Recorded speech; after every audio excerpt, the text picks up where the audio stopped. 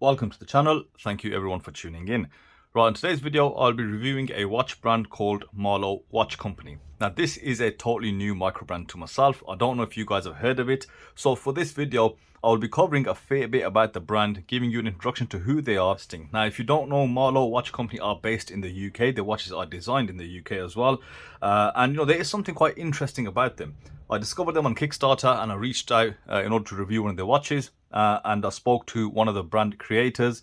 And yeah, more than happy to send a watch over. And the one they sent me over was one of the newer watches. It's called the Astro Collection.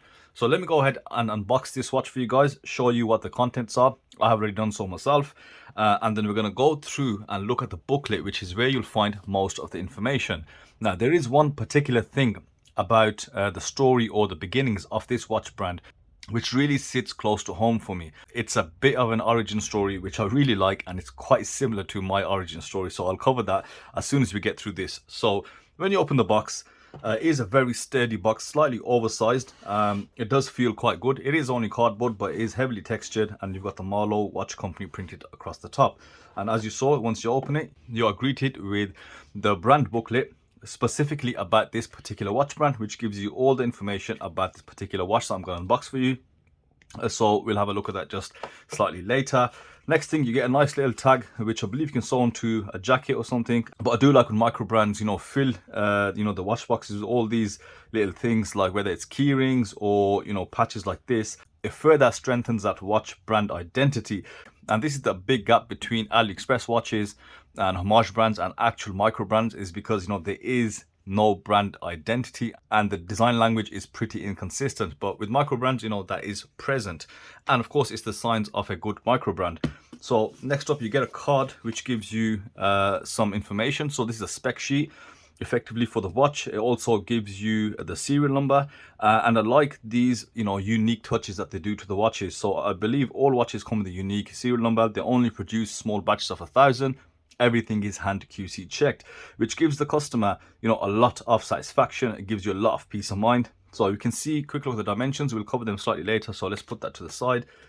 Then you've got a inner sleeve. Let's say you lift it up and you turn it around, and you've got some nice leather detailing present on the back of this foam padding, and you've got this denim like textured material. So there's a lot going on in the packaging, and yeah, it is a bit of an experience to have and open this watch. So further on, you've got some more cushioning, and then you've got the watch which is in front of you on this nice denim covered or a canvas style fabric, and yeah, it's quite different. So a lot of detail and attention has gone into the packaging indeed. And there you have the watch. So you can see it is a square watch, or as the brand likes to call it, a squircle, which will go on to just as soon as you open the booklet. So packaging aside, yeah, I like everything I see. You've got good design language, and of course you've got clear brand identity. So before going to the watch, I want to bring your attention to the actual booklet, because like I said, I want to go through the brand slightly and introduce them to you. It's a bit of an origin story of the brand creators. So let's just give you a quick picture of who they are. You've got Oliver and Gordon. The person I spoke to was Oliver himself, and then you've got Gordon, who's responsible for creative and production. So when we move on to the back of the page, this is how the company started. They started in 2015, and the reason why it started is from a basic thing that you do, and it's the same thing which happened to me, which I mentioned in a lot of my question and answer videos of how I actually got into watches. So the brand owner Oliver, his watch simply ran out of battery. He went to get it replaced, and upon opening the case back, he found a very cheap plasticky quartz movement, and then he thought to himself, you know what, I can do much better than this, and therefore went on to find a partner, and where he met Gordon. And fast forward, we are in 2022. They've done Kickstarter campaigns. They do have quite a few watches. I'll put up their website just now, and you can see a few of the watches that they focus on. Predominantly, dressier, casual watches. It's quite interesting. I thought I'd mention, the origin of this brand, and this happened with myself. So I feel there's a bit of a connection there already. So moving on to the Astro, we're not going to cover all the information, but I'll brief you on the inspiration of this watch. So the inspiration for this particular model is the actual space race. And the guys from Marloe cover this in great detail in this, really well made booklet. And it gives you a bit of history on, on the Cold War and how the space race started. And this is where I think the main influence for the watch was the TV, right? So these guys missed the actual broadcasting of the moon landing by, Neil Armstrong, and every other sort of space related activity, whether it's rocket launches, even as far as, the Tesla from Elon Musk, everything is televised. So for the brand creators, the TV was a huge inspiration for this watch. And this is where the terminology squircle comes in. Of course, you've got a square watch with a circle on the inside. Now, another interesting thing when we go further into the booklet is the 4 color options and also the inspiration behind them. So it's not just all about America. And as you know, the USSR, I think, were the first to actually kind of get into space. So if you look at the snapshots they presented and how they have indirectly inspired the color options, I think that's quite an interesting look, to have, every color option actually inspired by something rather than just pick random colors. So the first picture you can see, the astronaut with the cream, white, red, and you've got the first color option here, which kind of mirrors that. Now, moving on to the second color option, the inspiration behind the Astro Eagle, which is the color option I have with me. You can see the black and orange. You've got a snapshot of the Apollo 11. And as we move on, you've got the blue with a yellow second hand, and that is the space station, which inspired that color option. And then you've got, I think, the last one, which is a whitey silver, and giving you some more detail in how, this colorway was inspired. So, there's a lot of information, and it really does clarify inspiration behind the whole watch, and it gives you an insight into the actual brand owners. So, that being said, I think that needed to be covered. I actually did read this. It was quite a good read, giving me more insight into the watch brand. Rather than give you just a review of the watch, it's important to let you know the story behind the micro brand. Now, let's move on to specifications. I'll bring up the card, and I've checked these as well in terms of the dimensions, and they are accurate. So the case diameter is 38 times 38 millimeters. Now, for a square watch, straight off the bat, I'd say that is quite a wearable size. So usually they are a lot bigger. Now, you've got a 20 millimeter strap width and a thickness of just 10.6 millimeters, and that is accurate as I've confirmed it with my calipers. Now, the movement itself is a Miyota 9039, a dateless movement, which is great, so no ghost positions. And as you know, with the movement itself, it does beat at 28,800 vibrations per hour with a plus 40 hours power reserve and an accuracy of -10 to plus 30 seconds a day.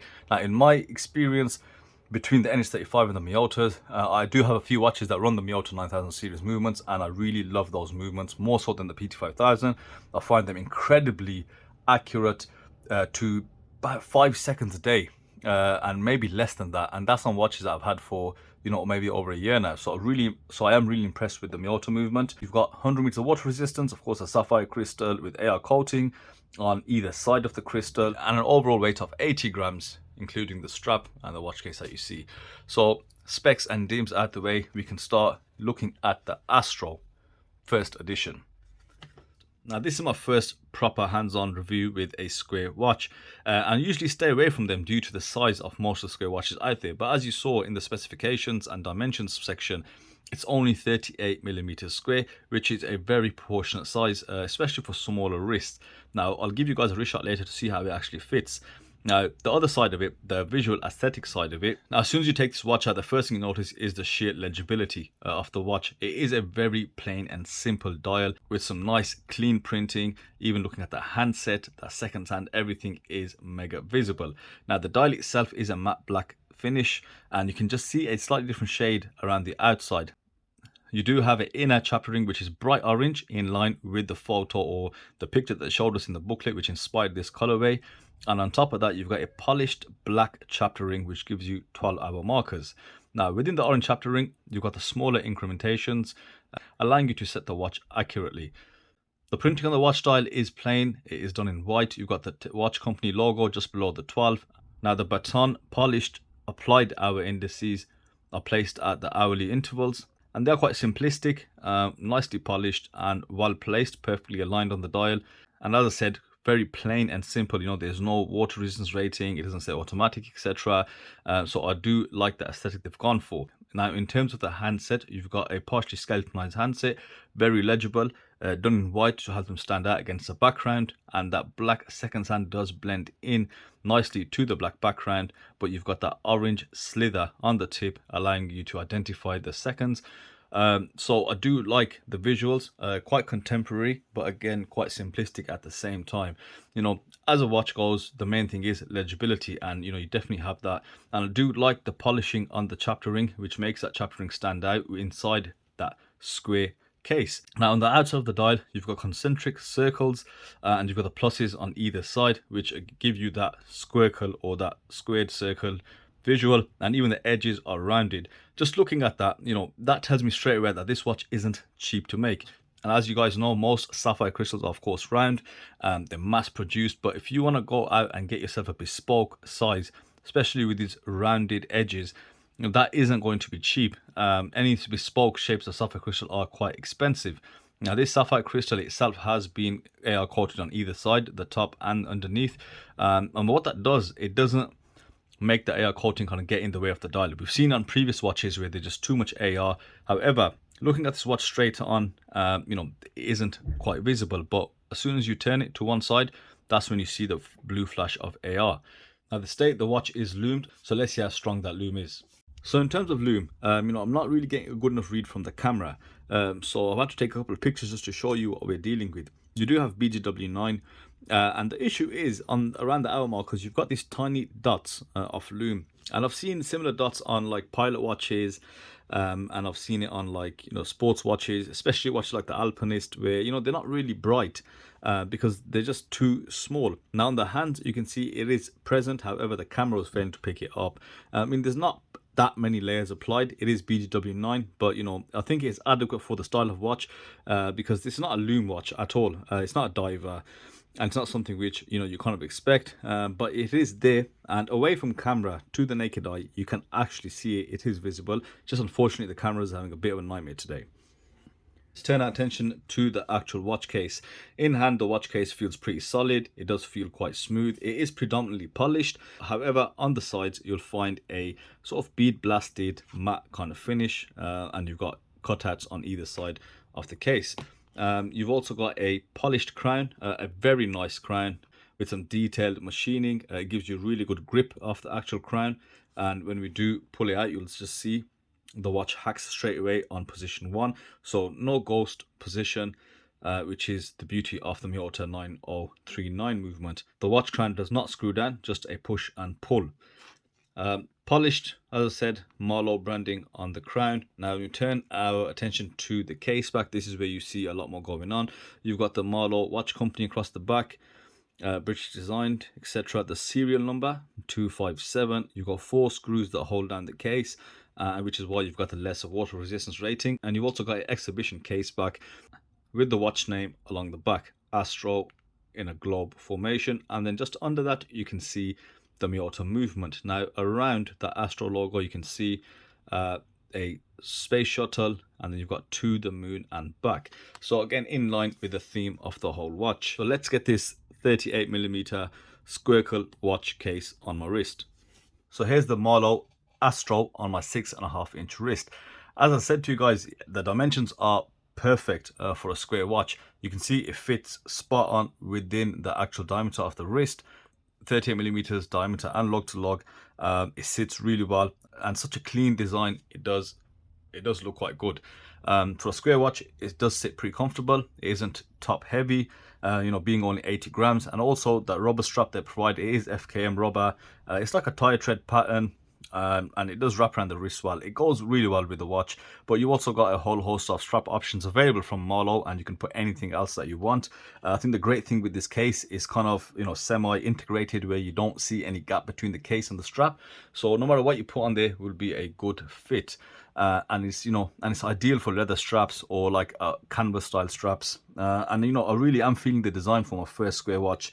As I said, it's something different, yet, you know, quite plain, quite contemporary and simple, but I love the information behind it. I love the inspiration because it's something which is factual. You know, you can tell, you know, the thought pattern gone into it. These guys are quite passionate about the watches, and you know, it shows you that no matter what watch you decide to buy from Marloe Watch Company, will have that same level of thought and detail gone into it. And this is the main thing which separates micro brands from homage watches, from AliExpress watches. So I like to do a bit of both in my reviews, and you know, this is what adds that value. And talking about the value, let's talk about the price, as I'm conscious I haven't mentioned it as of yet. This watch is at £349, which should be around $380 if I'm not mistaken, because I know the pounds dropped quite recently, so not too far on the dollar price, but I'll put that up on screen. And from a micro brand, you know, with that much detail behind it, that much thought process gone into it, this is not a generic copy and paste watch. Everything is quite bespoke to the brand and the design. I think $350 is a very good price, featuring the movement, the quality that you see in front of you. No doubt on a microbrand level, it is definitely worth it. It's not something which is excessive, and I do like the design language and the brand identity. It is, you know, present throughout the packaging to the watch. So I hope you guys enjoyed that review. I will see you on another video shortly, and thank you all for watching.